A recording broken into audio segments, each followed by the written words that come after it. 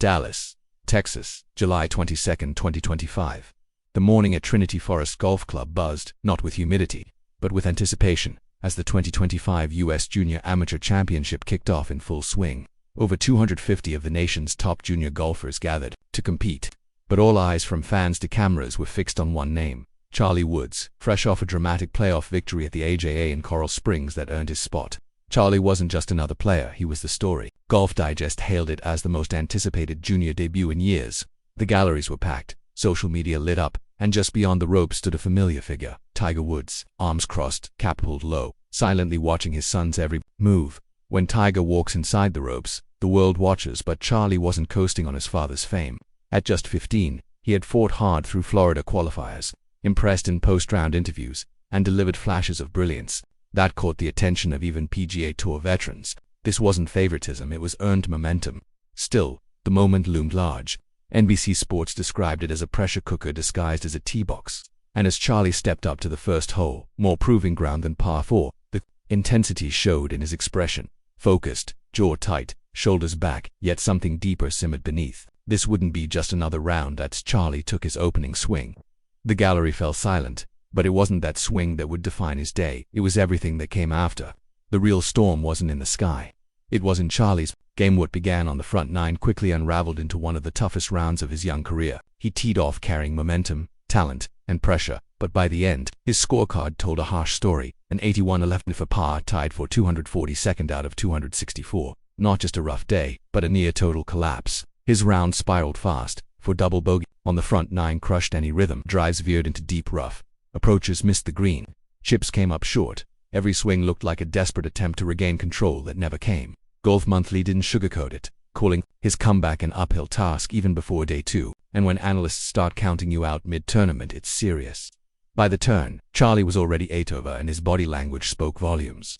YAHOO Sports captured the moment, a quick glance at Tiger, then back to the ground. No fist pumps, no words, no eye contact. Just a teenage golfer quietly falling apart under the weight of expectation, while the most iconic figure in golf stood silently 5 yards away, watching it all.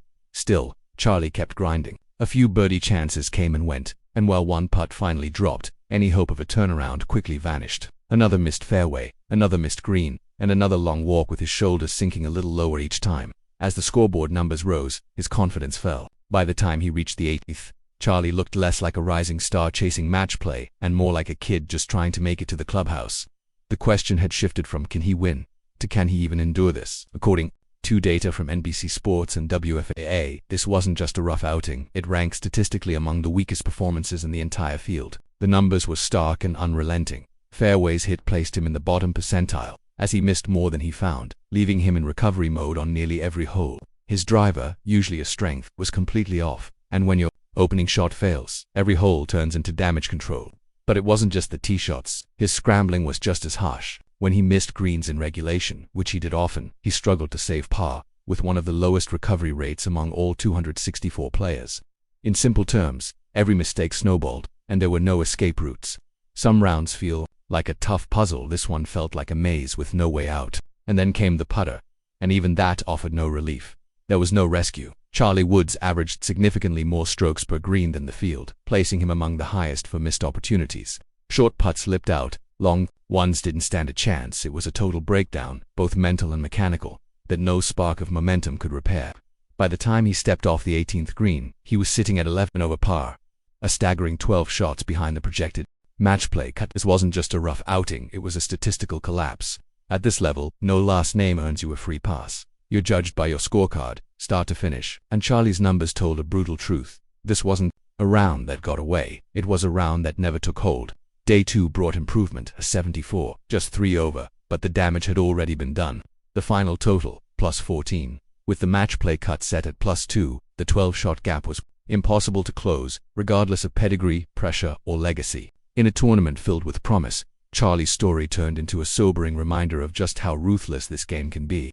NBC Sports didn't sugarcoat it, one of the week's most high-profile exits, not because of where he finished, but because of the weight of expectations he carried. The spotlight wasn't earned, it was inherited. And when golf pushed back, it did so without mercy. Golf offers no mercy. It doesn't care who your father is, only what your scorecard says. And Charlie Woods' scorecard spoke bluntly. Over 2 days it recorded for double bogeys, countless missed fairways, and far too many shaky putts. The scorebook doesn't soften the blow or twist the narrative, it simply prints the truth in black and white. And the truth is, Charlie wasn't ready. But here's the twist. We've seen him rise before. In Coral Springs he faced pressure, stared down nerves, and nailed a clutch playoff birdie to qualify. He's proven he can deliver. But this wasn't Coral Springs. This was louder, harsher, and far more unforgiving. This was national television. This was Tiger Woods walking silently beside him. Now, the challenge isn't about making a cut, it's about making peace with falling short. Because moments like this don't end with high-fives or comfort, they end with quiet reflection and tough questions. Is this a turning point toward something greater, or a humbling reality check for a teenager learning that greatness doesn't follow a schedule, even with the Woods name? The scorecard is closed, but the real journey is just beginning.